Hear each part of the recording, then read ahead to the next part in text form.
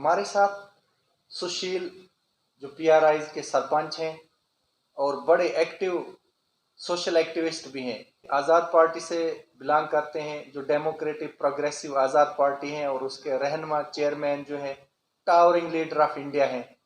इनसे हम जानते हैं कि आए दिन जो यहाँ हिमाचल में बड़ा घिनौना कांड हुआ था और पार्टी की तरफ से यहाँ पे जो आवाज़ उठाई गई, तो आपने क्यों नहीं आवाज़ उठाई, इसके सिलसिले में हम आपसे बात करना चाहेंगे। Welcome sir. सबसे पहले मैं आपका शुक्र अदा करता हूँ। मैं आपकी जब हिमाचल का मसला है तो हिमाचल में जो तीसा जो है इस पंचायत के अंदर कोई एक दुर्घटना हुई है जिसमें एक व्यक्ति को मारा गया, मर्डर किया गया है।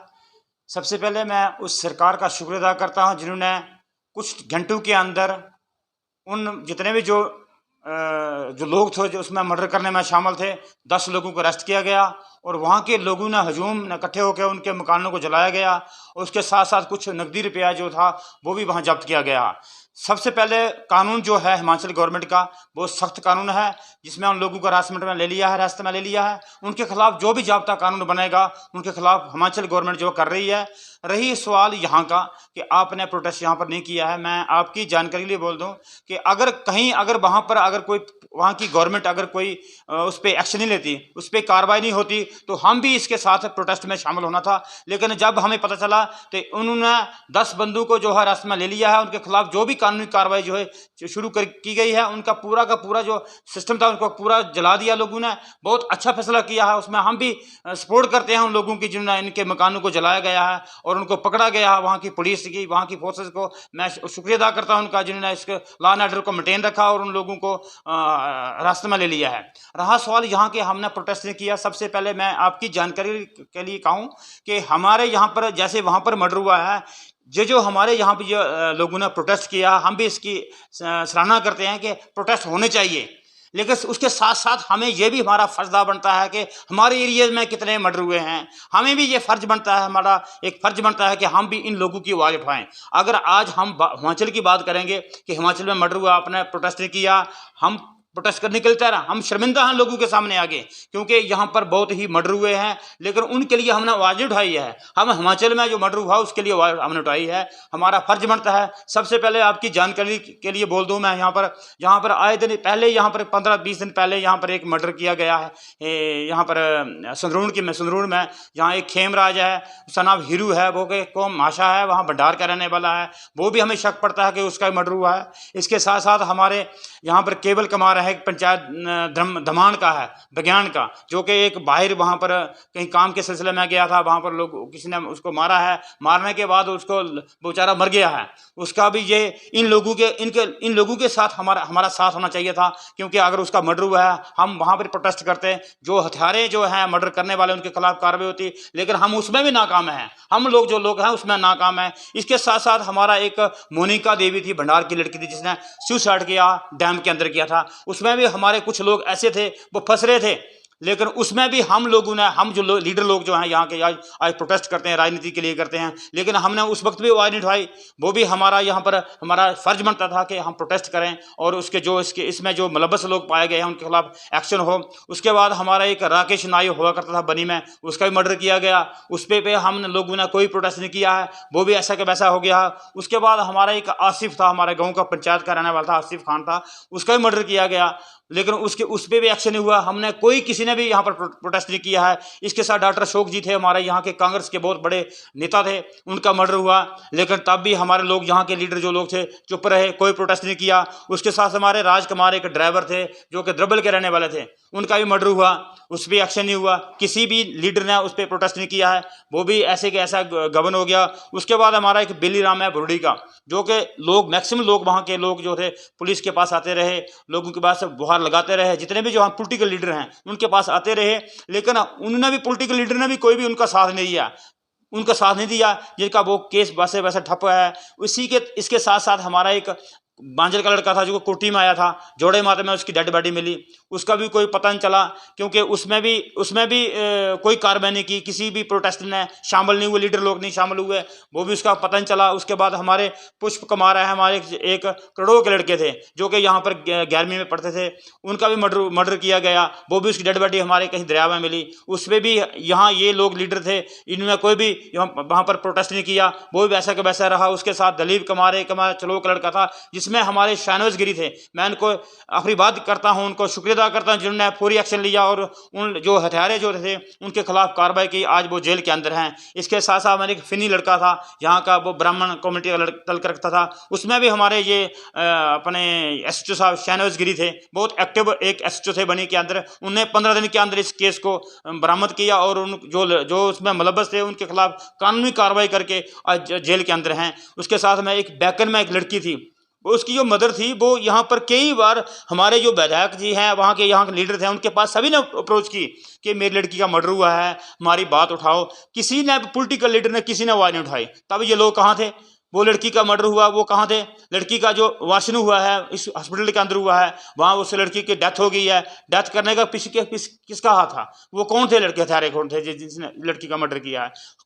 उस पर ये लोग नहीं बोले, चुप रहे। उसके बाद हमारा एक सुल्तान था हमारा मग्यार का, वहाँ एक लड़का वहाँ मारा गया, लड़का मारा गया, उस पर कोई कार्रवाई नहीं हुई। मुनव्वर अली था उसका। इसलिए मैं ये कहना चाहता हूँ कि हमारा एक फ़र्ज बनता है, अगर पॉलिटिकल हम लोग हैं, अगर मैं आज़ाद पार्टी से जुड़ा हूँ, गुलाम नबी आज़ाद से जुड़ा हूँ, हमारा फ़र्ज बनता है कि हमेशा अपने लोगों के लिए आवाज़ उठाएँ। अगर हमारा कोई लड़का, अगर कोई बाली स्टेट में लड़का होता है तो प्रोटेस्ट हम यहाँ पर करते हैं, अपने लिए बोलते नहीं। हम सबसे पहले हमें अपने लोगों के लिए बोलना चाहिए। हमारे गांव के अंदर, हमारी कॉन्स्टिट्यूंसी के अंदर, हमारी तहसील के अंदर कोई इस किस्म की अगर वारदात होती है तो हमारा फ़र्ज बनता है कि हम आवाज़ को उठाएं।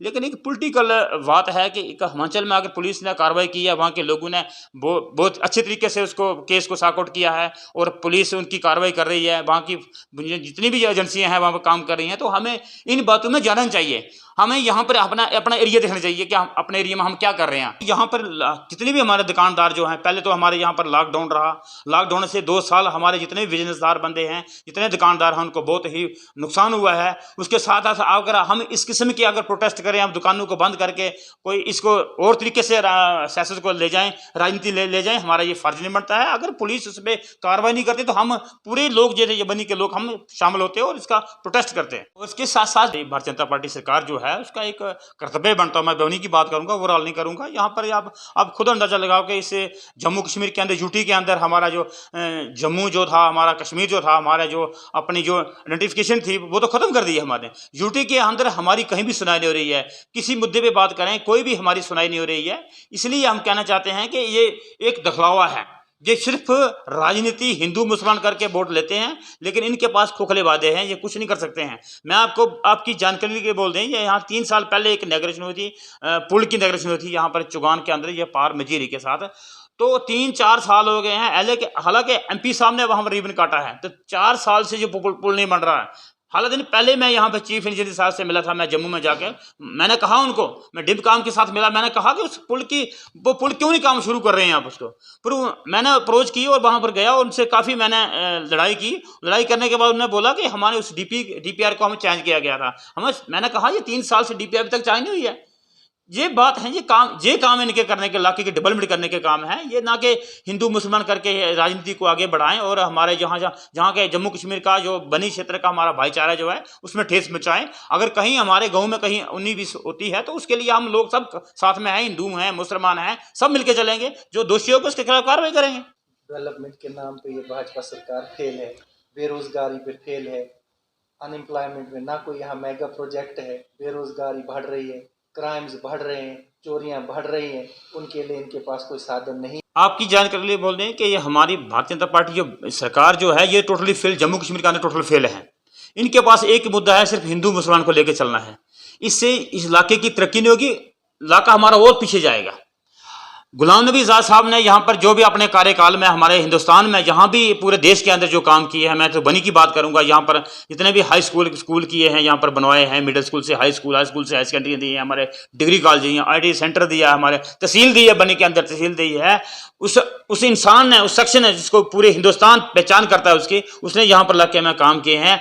ये तो सिर्फ हिंदू मुसलमान करके वोट इकट्ठे कर सकते हैं, लेकिन आने वाले वक्त में जम्मू कश्मीर के अंदर भाजपा की सरकार नहीं बनेगी, ये आज़ाद साहब की सरकार बनेगी। और आने वाले वक्त में पूरे जम्मू कश्मीर में जितना भी जो है लोगों के, देखो आए दिन पहले क्या होता था, लोगों के मकान गिराए गए हैं, लोगों के मकान गिराए गए हैं, जो गरीब लोग हैं, जो गाँव पहाड़ियों में रहते हैं, कहीं अपना उसने आशाना बनाया था, मकान बनाया था, उनको गिराने का काम किया है, बनाने के बजाय इनको गिराने का काम किया है। ये हमारी रिक्वेस्ट है, पूरी जनता के आगे हमारी रिक्वेस्ट है कि आप इस मसले को छोड़ के हमें ऐसा नेता चाहिए जो कि इस पूरी स्टेट को चला सके और पूरे जम्मू कश्मीर को एक खित्ते में नज़र देखे। वो सिर्फ एक ही इंसान है, आज़ाद साहब हैं।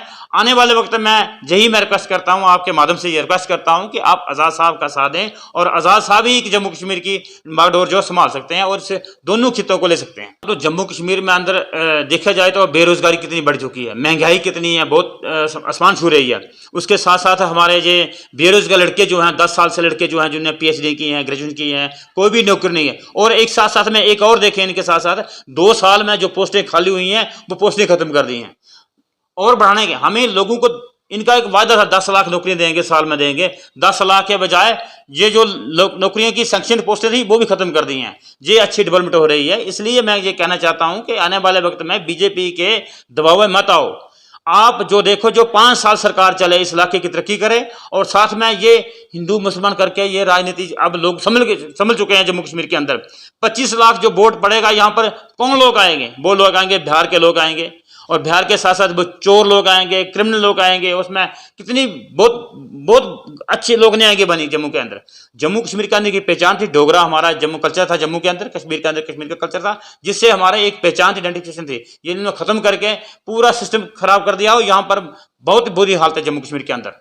सर, आखिरी क्वेश्चन है, अगर आज़ाद सरकार जो है वो वजूद में आती है तो किस तरह का यहाँ जो है वो सेटअप मिलेगा, डेवलपमेंट को लेकर, बेरोजगारी को, महंगाई को लेकर, और जितने भी सोशल जस्टिस की अगर बात करें तो कहीं भी नहीं है, डेमोक्रेसी भी खत्म है। किस तरह का आप आश्वासन देंगे अगर आज़ाद साहब आते हैं, उनको मैंडेट मिलता है, उनको बहुमत मिलती है, तो किस तरह का यहाँ स्टेट जो है वो संवरेगी? सबसे पहले मैं आपको बताऊं तो हमारी जो आए दिन जो जरूरतें होती हैं, सुबह शाम की जरूरतें होती हैं। सबसे पहले आपको बताऊं तो हमारा जो इस वक्त जो हमारा राशन जो है लोगों को डिपो पे मिलता है, आप मान के चलें कि 35 किलो पिछली सरकार के टाइम, चाहे NC की सरकार थी, कांग्रेस सरकार थी, लेकिन 35 किलो राशन मिलता था। आज भाजपा की सरकार में 1 किलो। और उसके साथ साथ हमारा जो बच्चा जो जिसकी 12 साल उम्र होगी, 10 साल होगी, उसको इंटर नहीं कर रहे हैं। ये कौन सा न्याय हो रहा है हमारे साथ? अगर जम्मू कश्मीर के अंदर अगर एक बच्चा जिसकी उम्र 10 साल होगी उसको इंटर नहीं कर रहे हैं, ये सरकार है, समझने वाली सोच है। 10 साल का बच्चे को इंटर राशन कार्ड में नहीं कर रहे हैं, 1 किलो एक बंदे को राशन दे रहे हैं। अगर हमारी सरकार आती है, आज़ाद साहब की सरकार जम्मू कश्मीर के अंदर आती है, तो हमारा ये कि 50 किलो राशन लोगों को देंगे। और जैसे कि उन्होंने JK स्कीम खत्म की है, APL खत्म किया है, हम ये स्कीम को पूरी को लॉन्च करवाएंगे। ये आज़ाद साहब ही कर सकते हैं, वरना और कोई नहीं कर सकता है।